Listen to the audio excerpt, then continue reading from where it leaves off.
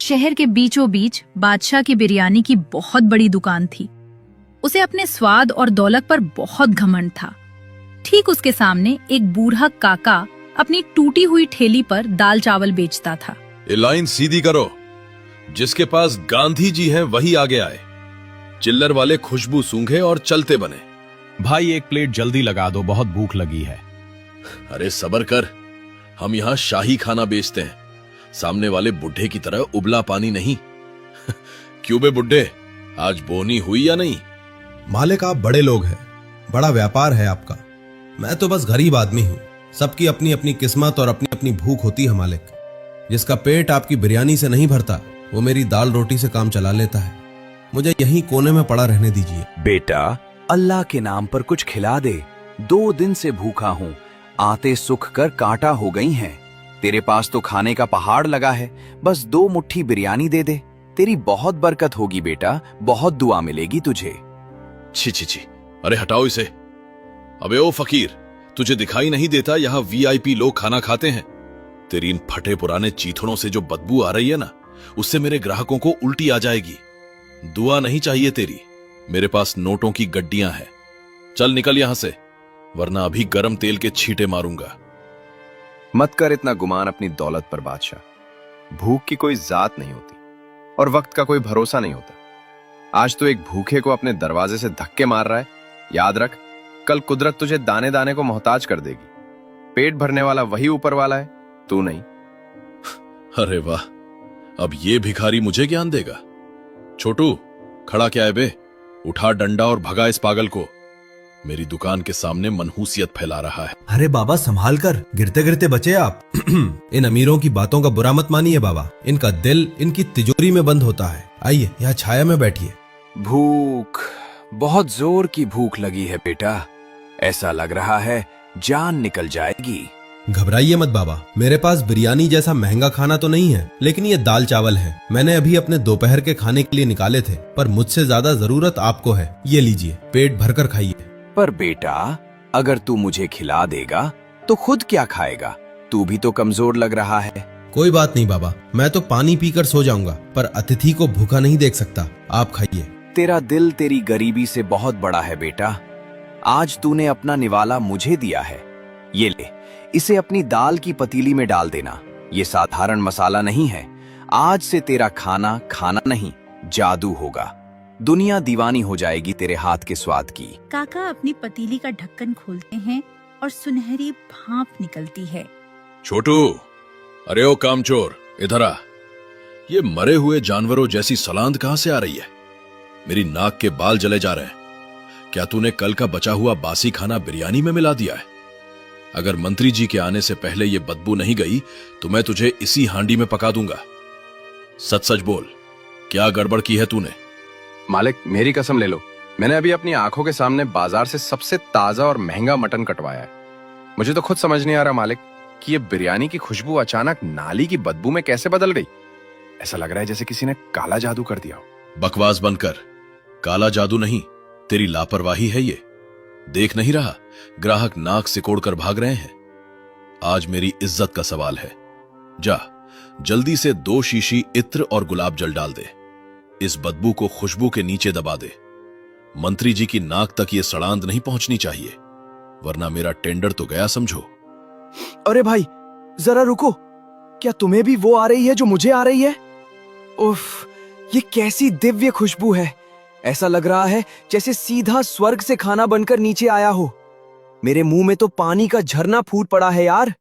हाँ यार, पर यकीन नहीं होता। ये खुशबू उस बादशाह की बड़ी दुकान से नहीं, बल्कि उस काका की टूटी फूटी ठेली से आ रही है। चलो भाई, आज तो यही खाएंगे, चाहे जो हो जाए। दोनों दाल चावल छकते हैं। अरे बाप रे समीर, ये क्या है भाई? ये दाल नहीं है यार, ये तो अमृत है, अमृत। उफ, ऐसा स्वाद। ऐसा लग रहा है जैसे बरसों बाद मेरी जुबान को मोक्ष मिल गया हो। भाई, इसमें तो मक्खन से भी ज्यादा चिकनापन है। कहा था ना मैंने, मुझे तो लग रहा है हम इतने सालों से उस बादशाह की दुकान पर कूड़ा खा रहे थे। असली खजाना तो यहाँ फुटपाथ पर है। काका, ओ काका, सच सच बताओ, आपने इसमें क्या मिलाया है? क्या कोई जादुई जड़ी बूटी डाली है या सीधा सोना घोलकर डाल दिया है? ऐसी दाल तो मैंने अपनी दादी के हाथ की भी नहीं खाई। एक प्लेट और लगाओ काका, नहीं 2 प्लेट और लगाओ। कुछ नहीं बेटा, मैं तो गरीब आदमी हूँ। बस सब्र की दाल है और ईमानदारी का तड़का है।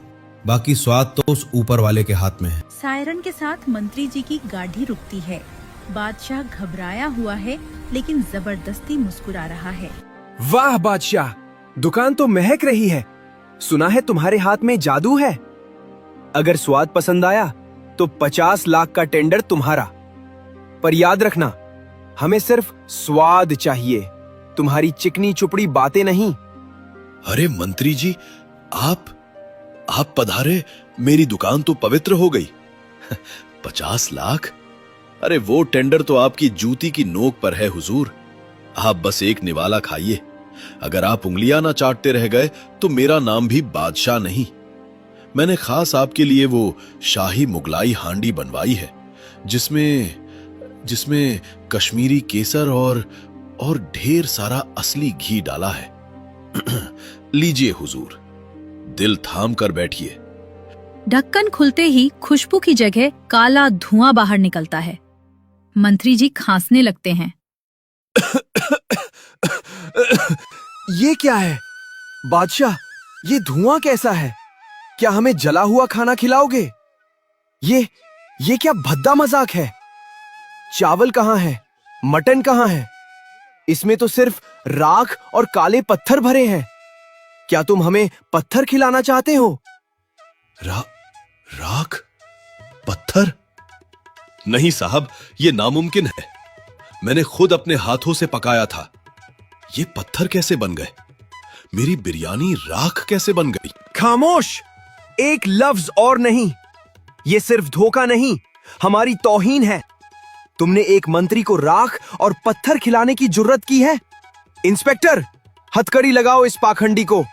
इसकी दुकान अभी सील करो और इसका लाइसेंस हमेशा के लिए रद्द कर दो। इसे पता चलना चाहिए कि जनता के साथ खिलवाड़ करने का अंजाम क्या होता है। सरकार, रहम, मेरे बच्चों की कसम, मैंने कुछ नहीं किया। मैं तो बिरयानी का बादशाह हूं। मैं अपनी ही बिरयानी में राख क्यों मिलाऊंगा? यह जरूर किसी दुश्मन की साजिश है या कोई काला जादू है हुजूर। मेरी दुकान मत बंद करो, मैं बर्बाद हो जाऊंगा। रुको, ये खुशबू कैसी है? अभी तो यहां सड़ांध थी, पर अब हवा में ये केसर और इलायची जैसी मिठास कहां से घुल गई? ऐसी महक तो मैंने आज तक शाही दावतों में भी महसूस नहीं की। मंत्री जी काका के ठेले के पास जाते हैं।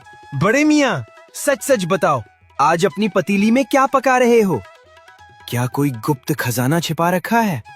क्योंकि ऐसी खुशबू तो साधारण खाने से नहीं आ सकती। अरे नहीं सरकार, मुझ गरीब के पास खजाना कहाँ। मैं तो रोज की तरह सादा दाल चावल बेच रहा हूँ। ना इसमें कोई महंगा मसाला है ना घी। बस शायद किसी भूखे की दुआ और मेरी मेहनत का पसीना इसमें मिल गया है। माफ कर दीजिए अगर कोई गलती हुई हो। मंत्री जी काका की विनम्रता देखकर पिघल जाते हैं। वो उत्सुकता में एक चम्मच दाल अपने मुंह में डालते हैं। सुभान अल्लाह! अद्भुत, अविश्वसनीय। ऐसा स्वाद! ऐसा लग रहा है जैसे बरसों बाद मेरी माँ के हाथ का निवाला खाया हो। इसमें मसाले नहीं, ममता और ईमानदारी घुली है बाबा। सुनो सब लोग, असली बादशाह ये है, वो नहीं जो अपनी दुकान सजाकर बैठा था। ले जाओ उस मिलावटखोर को, उसे जेल की हवा खाने दो। और बाबा, वो 50 लाख का सरकारी टेंडर और कैंटीन का ठेका आज से आपका हुआ।